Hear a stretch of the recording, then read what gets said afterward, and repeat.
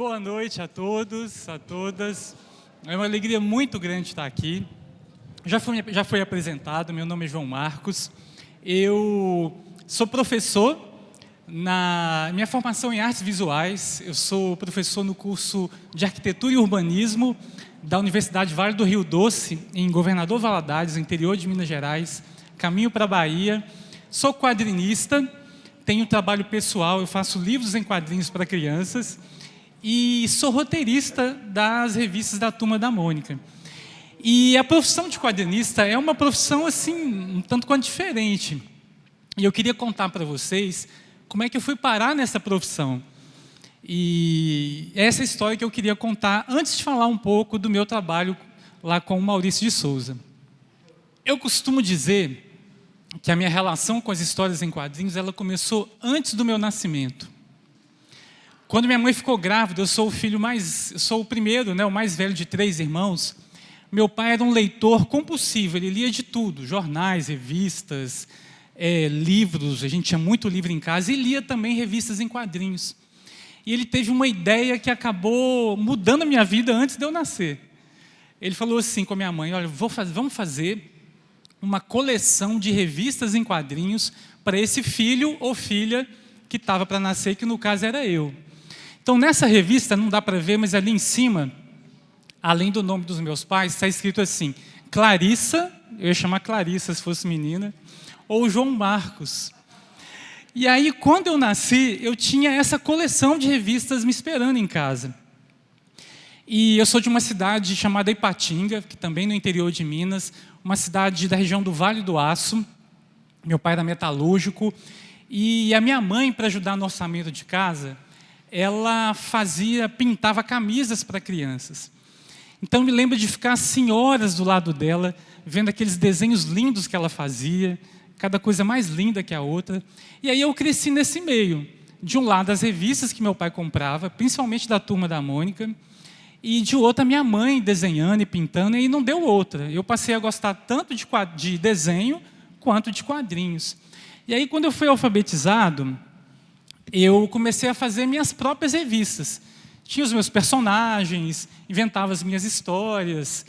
E aí, nas férias, que eu tinha mais tempo, eu fazia lá grande almanaque especial de férias. Geralmente, eu nunca completava esses almanaques, mas eu tinha o maior prazer de ficar desenhando em casa. Só que, na escola, o desenho era uma atividade meio que marginal, no sentido de estar à margem do currículo. Na verdade, durante toda a educação básica, eu nunca tive aula de arte. Apesar da minha formação sem artes visuais, eu trabalho numa área que eu não vi absolutamente nada na escola. Nada. E então eu desenhava escondido, final de caderno, nos livros de matemática, principalmente, eu desenhava. E aí, quando eu estava no 6º ano, que era a 5ª série, teve uma feira de profissões no colégio que eu estudava, que foi muito importante para mim.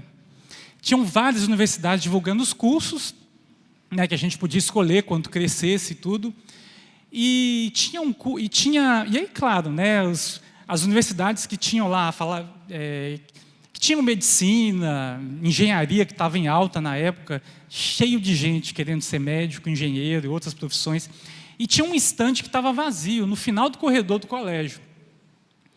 Quando eu entrei nesse estande, eu levei um susto, porque tinham várias ilustrações de livros para crianças expostas lá nesse estande. Eu falei, mas como assim, desenho? Numa mostra, numa feira de profissões? E aí, gente, quando eu virei para o lado, eu quase caí para trás, porque tinha uma página de uma história em quadrinhos original, desenhada e pintada à mão, exposta também. Eu falei, como assim? Que era a coisa que eu mais gostava, era de quadrinhos e de desenho.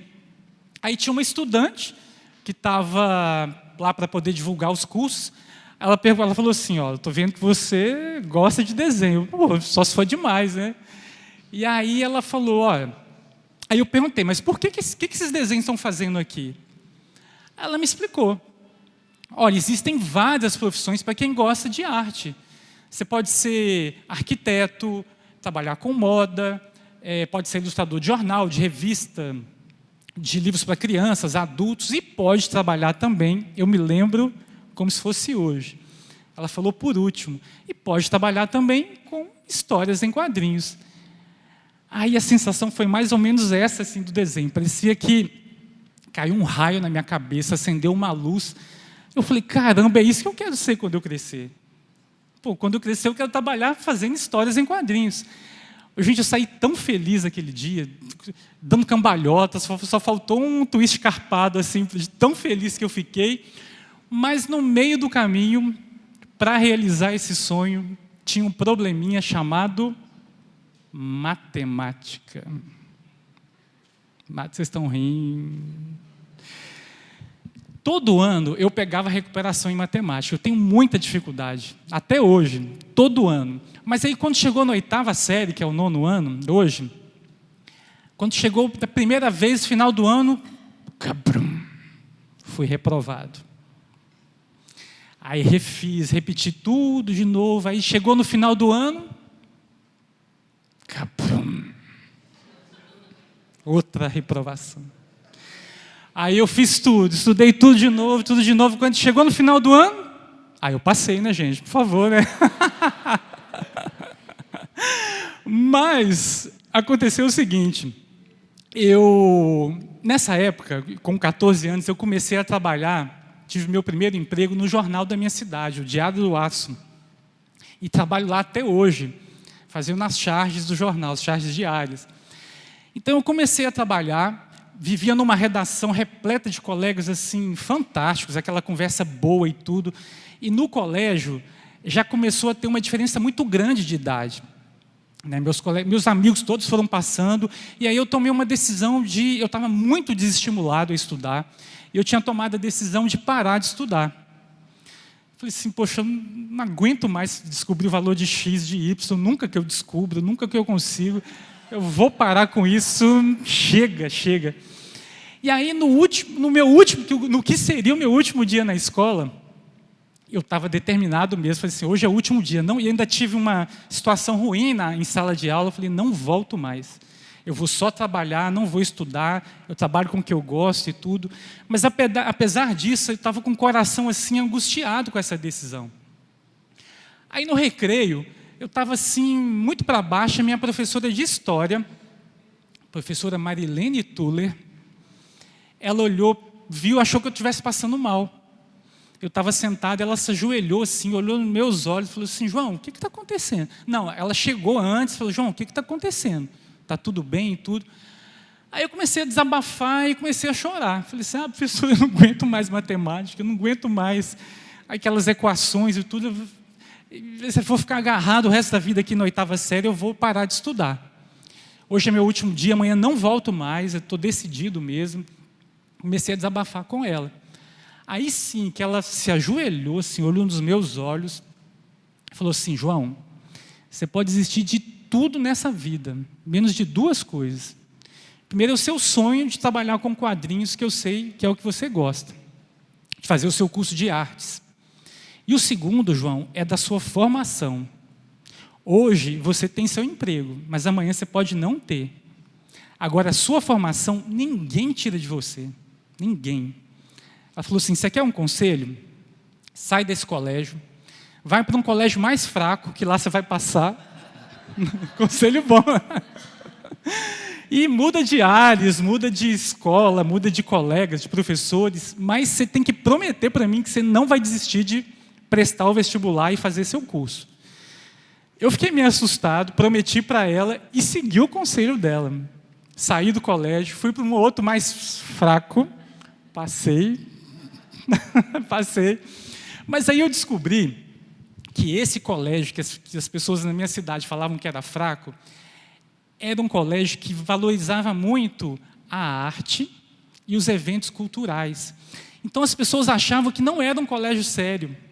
Porque eu estudava em um que era uma fábrica de formar robozinhos para passar no vestibular de medicina. Uma vez um colega falou assim, eu falava, eu vou fazer artes visuais. Aí um amigo falou assim, João, você nunca vai aparecer se você passar no vestibular, você nunca vai aparecer no outdoor do colégio. Porque eles divulgam, não sei se aqui é assim também. Está lá, aprovado em medicina, federal. Ele falou, vocês nunca vai aparecer esse curso seu, jamais, né? E aí eu passei de ano, consegui fazer o ensino médio, passei no vestibular na Universidade Federal de Minas Gerais, na UFMG, e fui fazer o curso de artes visuais, que era o meu sonho. Empolgadíssimo, me mudei para Belo Horizonte. Primeiro dia de aula, o professor perguntou para a gente por que a gente tinha escolhido aquele curso.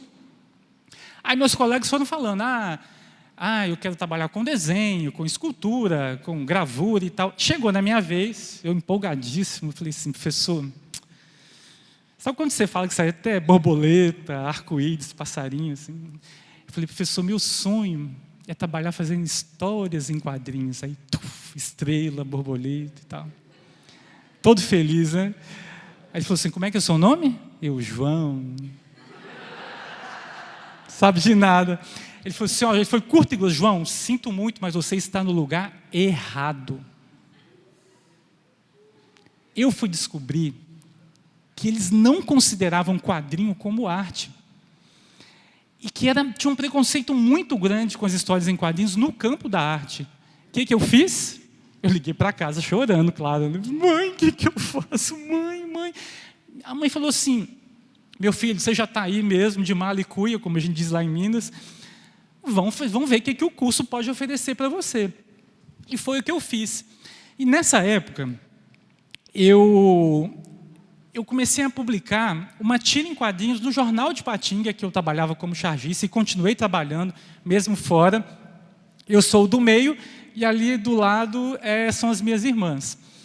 A minha irmã que está Peraí, que eu sou péssimo nisso. Esquerda. Não, gente, por favor, vou morrer de vergonha.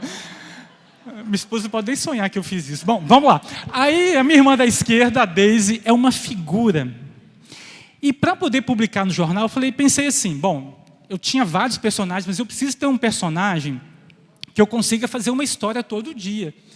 Aí eu olhei para a minha casa.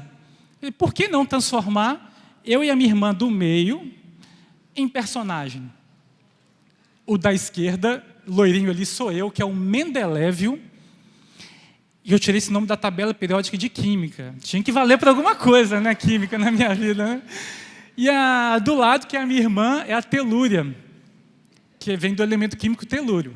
Isso eu aprendi. E a história trata da relação entre dois irmãos, dessa convivência diária mesmo, das brigas, das brincadeiras. A gente é completamente diferente, mas a gente se ama, como a maior parte dos irmãos. Então começou assim nas tiras do Jornal de Patinga. Depois eu comecei a publicar num jornal de Belo Horizonte, bem bacana. Eu achei assim, bom, agora as editoras vão me procurar, vou ficar rico, famoso, igual o Maurício, né? Mas claro que nada disso aconteceu. E eu tinha vergonha de ir nas editoras. E eu descobri também que, na verdade, não tinha nenhuma editora que publicava quadrinhos para crianças. Aí eu pensei assim, bom, já que ninguém publica, eu vou me autopublicar. Juntei uma grana, fiz um livro desse tamanhozinho, porque a grana foi curta, e o miolo preto e branco. Mas eu comecei a ir nas escolas, a vender, e comecei a ter um retorno dos leitores. E o pessoal falava, João, o seu trabalho é bacana, vai ter outro. E eu acreditando, pô, que legal, vou fazer mais um.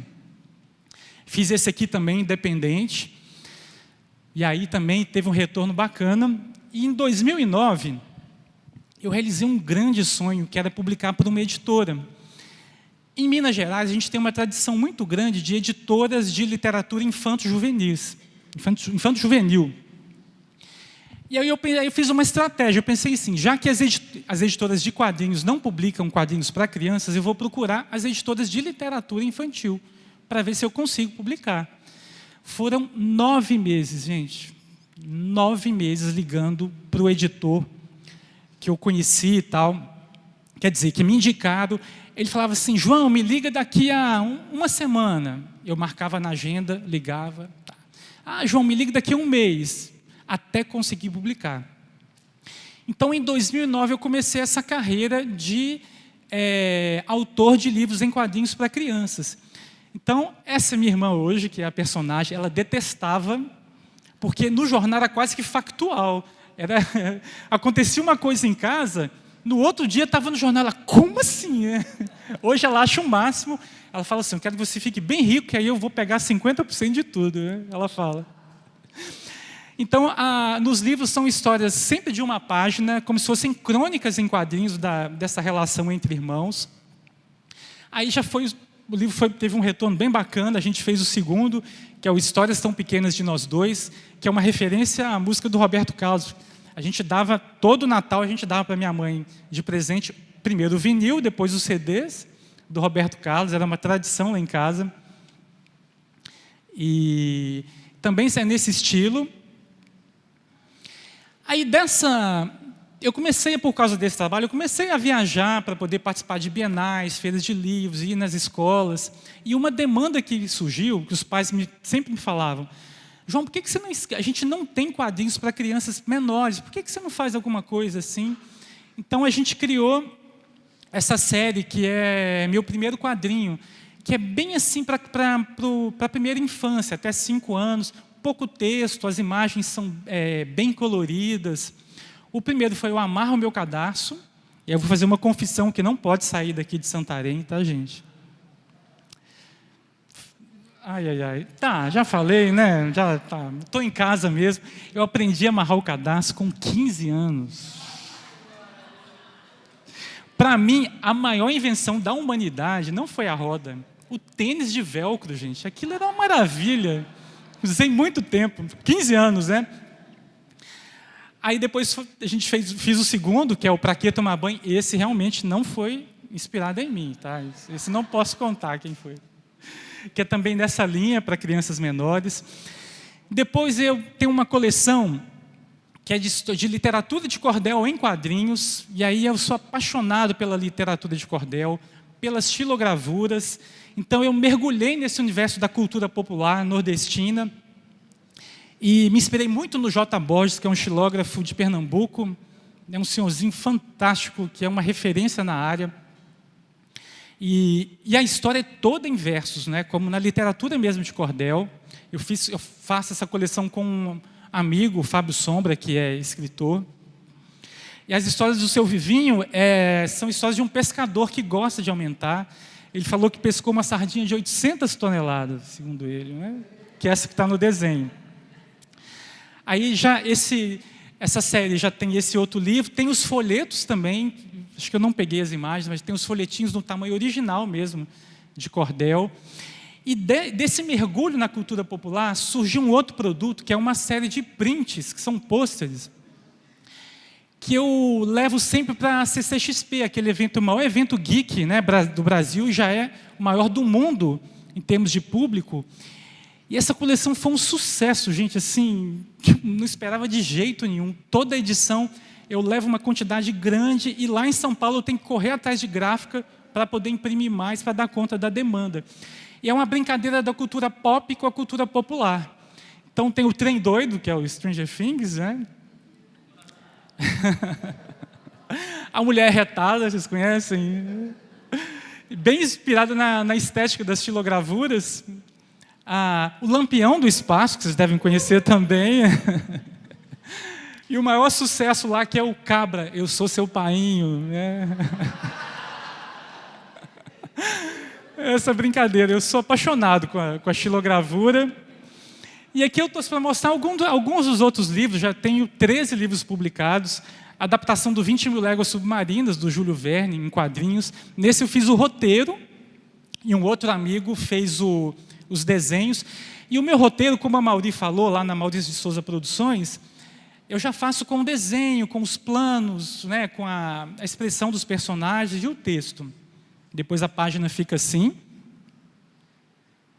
Aqui uma outra coleção que eu tenho de histórias bíblicas para crianças, com bastante cor. Geralmente as adaptações de histórias bíblicas é sempre num tom monocromático, uma coisa mais... E aí eu fiz com bastante cor, linguagem bem acessível para a criança, é uma coleção público infantil. Aí tem 3 livros publicados até agora, Jonas, Esther, essa é uma página de Esther, Moisés. E o legal é que eu vou incorporando um pouco dessa estética da xilogravura no desenho, discretamente. Então as árvores, água, a vegetação, eu gosto de me inspirar nessa estética da cultura popular. E aí, gente, teve um dia que eu fui tirar essa foto em São Paulo, e eu preciso contar essa história para vocês. Lembra que eu falei que na universidade eles falaram que quadrinho não era arte? Eu comecei a atuar como professor na universidade, com oficinas com criança, professores, e o tempo todo eu via que não só no meu trabalho, o que eu aprendi na universidade eu usava no meu trabalho como quadrinista, e nas oficinas eu via o tempo todo que, gente, quadrinho não tem como, a gente trabalha questões do ensino da arte, a questão é uma expressão artística. Aí eu voltei para o UFMG para fazer o mestrado, consegui passar. Eu perguntei uma professora, eu falei assim, olha, eu tento, eu já desisto. Ela falou assim, ó, fundamenta bem o seu projeto. E foi o que eu fiz. Aí eu consegui entrar, fiz a pesquisa para tentar mostrar que quadrinho era arte, que poderia ser utilizado como expressão artística nas aulas de arte. Aí essa pesquisa ganhou um prêmio, que é o troféu HQMix, um prêmio bem bacana na área de artes gráficas. Eu fui a São Paulo para receber esse prêmio e me lembrei que tem um amigo que trabalha lá na MSP, na Maurício Souza Produções, que a gente chama carinhosamente de estúdio, que é o Sidney Guzman, que é o gerente editorial. Mandei um e-mail para ele, sabe esses e-mails de novela mexicana? Que você escreve aquele texto enorme, tem uma música triste assim no fundo. Eu falei assim, Sidney, o meu sonho de infância é conhecer o Maurício. Escrevi um texto enorme, tirar uma foto com ele. Ele respondeu numa linha, claro, João, tranquilo. Era o que eu precisava. Fui a São Paulo, gente, lá para receber o prêmio. Fui no estúdio, fiquei babando igual criança, lá vendo tudo, mas o Maurício não estava no dia. Não estava. Um ano depois, eu voltei a São Paulo para dar uma palestra lá na USP sobre a minha pesquisa. Mandei outro e-mail gigantesco, pedindo ao Sidney para tirar uma foto com o Maurício, que foi essa aqui. De novo, ele, claro, João, com o maior prazer, beleza. Conheci o Maurício, gente. Aí eu fiquei lá assim, igual criança e tal, ele muito simpático, né? E conversamos e tudo.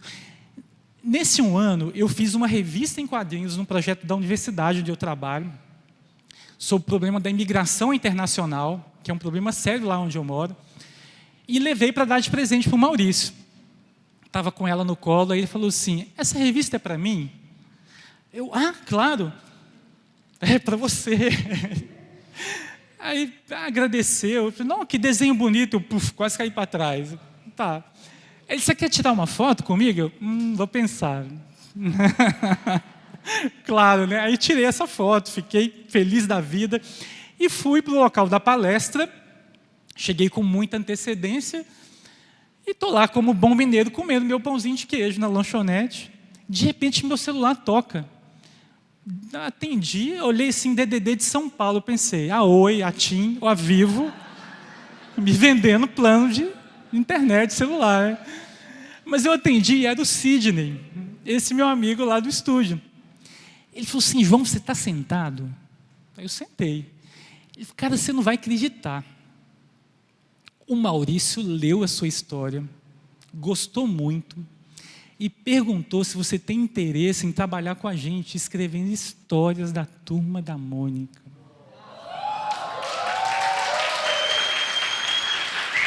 Gente, eu chorei demais, gente. Eu chorei demais. Ele, calma, João, você está feliz? Eu estou feliz, estou feliz. Ele, cara, que legal, que legal. Gente, eu chorei demais. Quando eu desliguei o telefone, na lanchonete, estava todo mundo igual vocês, assim, ó. Todo mundo me olhando, mas não estava nem aí. Um detalhe, eu fui dar uma palestra na USP e 80% dos professores que eu li para fazer minha pesquisa estavam lá na plateia. E a minha apresentação não abriu no PowerPoint, não abriu. Eu tive que falar da minha pesquisa toda de memória. Eu confesso a vocês que até hoje, eu não sei o que eu falei nessa palestra. Porque eu só pensava no Cebolinha, no Cascão, no Chico Bento. E eu fiquei hospedado na casa de um ex-aluno meu. Eu cheguei lá na casa dele, eu falei, ele, como é que foi, João, tal? Eu falei, Marcelo, eu preciso de lápis, papel e só isso. E uma borracha. porque eu já estava cheio de ideias. E o legal no quadrinho é isso, que você precisa do mínimo possível para contar suas histórias. E as histórias que eu fiz nessa noite lá em São Paulo foram as histórias que eu mandei para o Maurício, que ele aprovou. E esse ano está completando 10 anos que eu estou lá. E eu confesso a vocês... Obrigado. E aí eu vou usar uma expressão bem antiga, bem analógica: a ficha não caiu, o download não foi feito, o arquivo não foi baixado, porque até hoje parece um sonho, eu falo com toda sinceridade, parece um sonho. Então eu tenho a alegria de trabalhar. Eu faço parte de uma equipe que escreve as histórias das revistas infantis da Turma da Mônica, porque hoje a gente tem uma coleção que é a Turma Jovem, tem uma revista nova que acabou de sair, que é a Geração 12, que é de mangá, que é o quadrinho japonês. Então, no início, eu fazia o desenho bem caprichado. O próprio Maurício falou assim: João, pode ser mais simples, para você ganhar mais tempo. Então, a gente faz desse jeito, como a Mauri falou, na fala dele, né?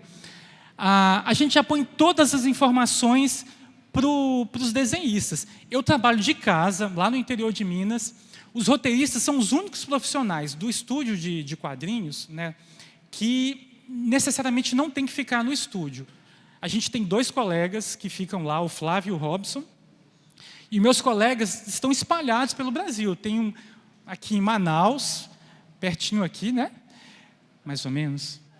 Manaus, Florianópolis, Campinas, eu mais um outro em Minas, e o pessoal fica espalhado. E pelo menos umas 2 vezes ao ano a gente vai lá para poder se reunir, se ver, né? Então, olha só, a gente faz daquele jeito e a página depois fica daquela forma, né? Como a gente vê nas revistas.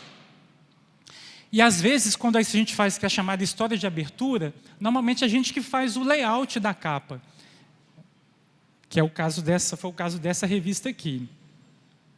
E aqui eu trouxe para mostrar para vocês todo o processo. Então, primeiro começa com o roteiro, e até uns 4 anos atrás, o próprio Maurício é que lia e avaliava todas as histórias.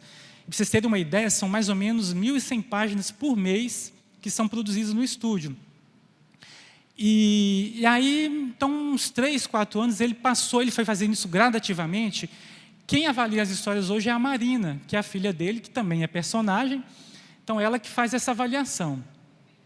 Então, primeiro é o roteiro, depois é a parte do desenho, que é feito a lápis.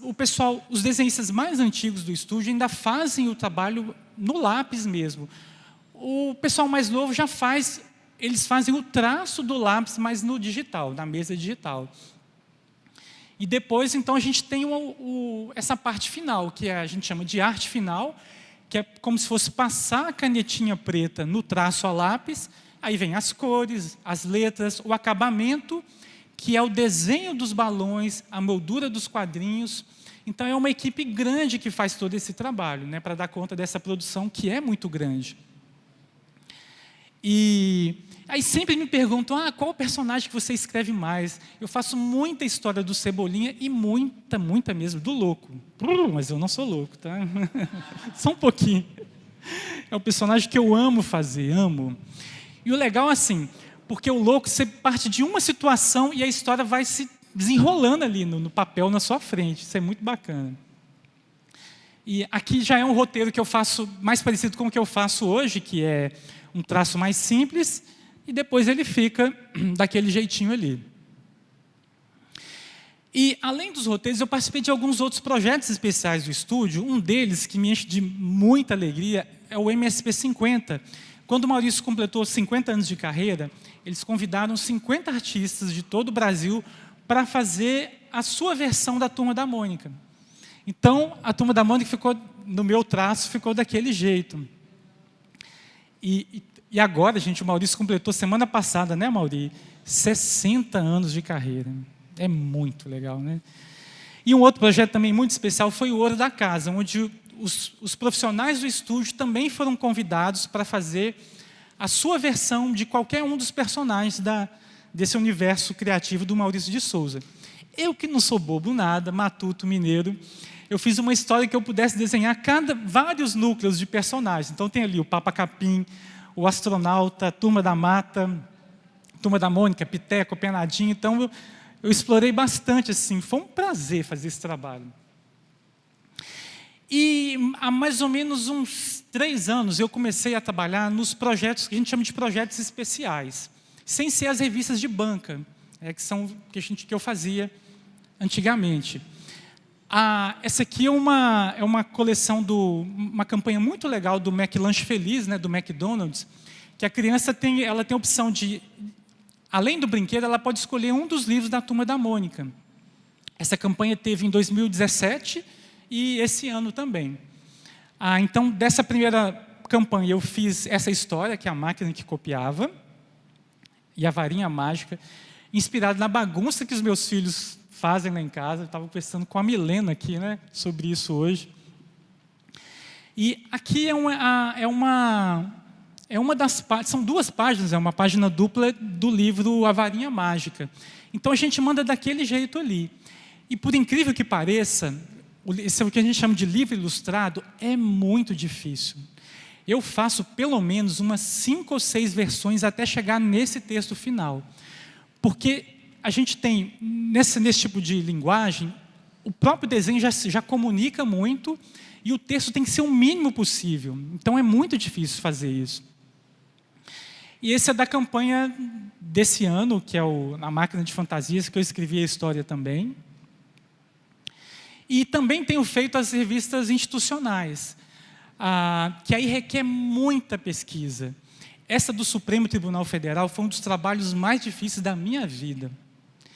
Hoje, gente, eu daria conta de dar uma palestra sobre o funcionamento do Supremo tranquilamente. Se isso aqui fosse um evento de direito, cadê a Nicole, né, que começou a fazer direito? Nicole, eu daria uma palestra tranquilamente, de tanto que eu tive que estudar. E como a Mauri falou, é um assunto denso, né, pesado, e você tem que adaptar para ficar acessível para a criança e para a família, na verdade. E comunicando o que é preciso.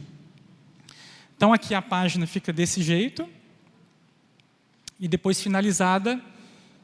E, gente, eu que mal sei fazer uma conta, mal sei conferir troco, eu fiz uma revista sobre orçamento familiar.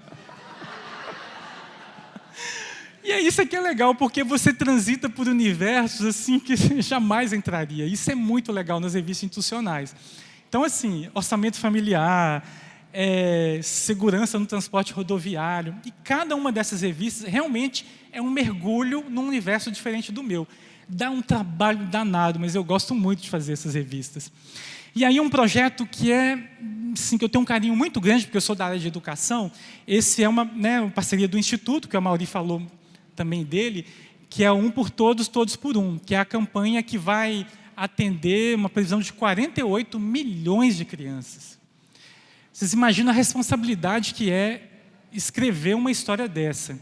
Então, dessa coleção, eu fiz a história do primeiro ano, primeiro, segundo e 4º ano. Vai até o 5º, então eu fiz essas 3 histórias. Fiz com muito carinho, com muito zelo, com muito amor. É um projeto assim que a gente teve, né, o ano passado, a Mauri, a gente recebeu lá no estúdio em São Paulo, professores da rede pública de todos os estados brasileiros para contar para a gente as experiências de sala de aula, para a gente se aproximar ainda mais desse público e não fazer uma história que ficasse distante e que fosse assim, que não dialogasse com esse público. Então ensina assim, competências, valores importantíssimos, ética, cidadania. É um projeto que eu gosto muito. Também dá muito trabalho, mas é gratificante.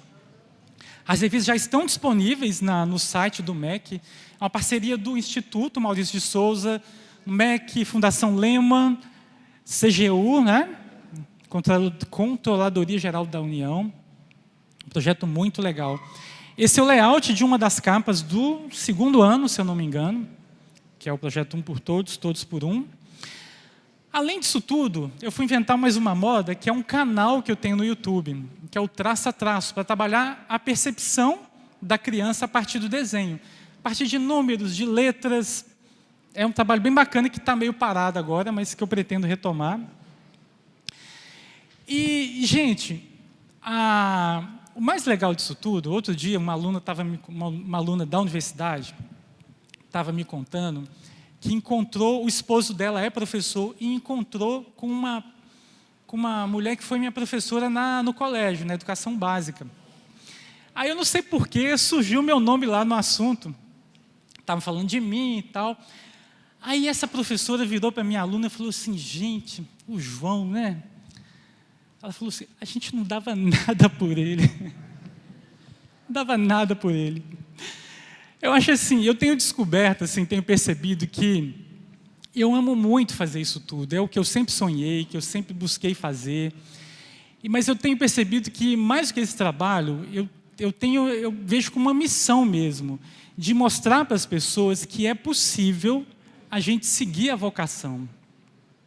É possível. É fácil? Claro que não é. A gente sabe que quem trabalha com criação é meio que um ET, na verdade. É meio que um alienígena. Na família, então, nem se fala. Né? É aquele diferentão, é aquele que não quer trabalhar. Graças a Deus, né, assim, meus pais sempre me apoiaram, mas, para vocês terem uma ideia, há pouco tempo, um tio-avô chegou para mim, isso assim, no ano passado, eu acho. Ele falou assim, meu filho, vem cá, por que você não vai vender remédio? Como assim, tio? Meu filho, esse negócio de desenho colorido, isso não dá nada, meu filho. Olha, você está novo, dá tempo de você mudar, vai vender remédio. Então é um tanto estranho. Quem escolhe trabalhar com criação, independente da área, paga um preço por isso. Paga um preço. Mas eu garanto para vocês, assim, cada dia mais, apesar de todas as dificuldades, eu brinco que nas palestras eu tinha que trazer minha esposa, porque eu só conto as coisas boas, né? Ela ia contar os perrengues.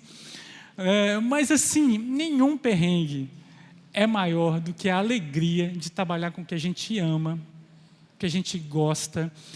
E eu tento ser um educador, como foi essa minha professora, Marilene Tuller. Porque ela, para o colégio, eu não encaixava naquela forma que a escola tenta colocar todo mundo. E ela percebeu esse valor em mim e me estimulou a estudar. Então, hoje, eu tento fazer isso com os meus alunos, eu tento ser como ela foi para mim. E para vocês terem uma ideia, hoje, ela é tão importante que hoje ela é minha amiga, ela já é aposentada, é uma grande historiadora lá em Minas, muito respeitada. E não vou falar que foi por ironia do destino, mas eu acredito nisso, graças a Deus. Hoje a gente tem livros publicados pela mesma editora. Pela mesma editora.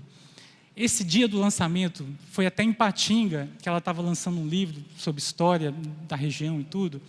Foi um dia muito importante para mim, muito importante. Então, assim, eu vejo que essa que é a minha missão, de mostrar que é possível seguir a vocação, seguir o sonho e sem se encaixar na forma, porque cada um de nós é uma pessoa diferente e é isso que faz a vida valer a pena. Não é verdade? Olha onde que eu vim parar, que legal. É isso, gente. Muito obrigado. Muito obrigado. Obrigado.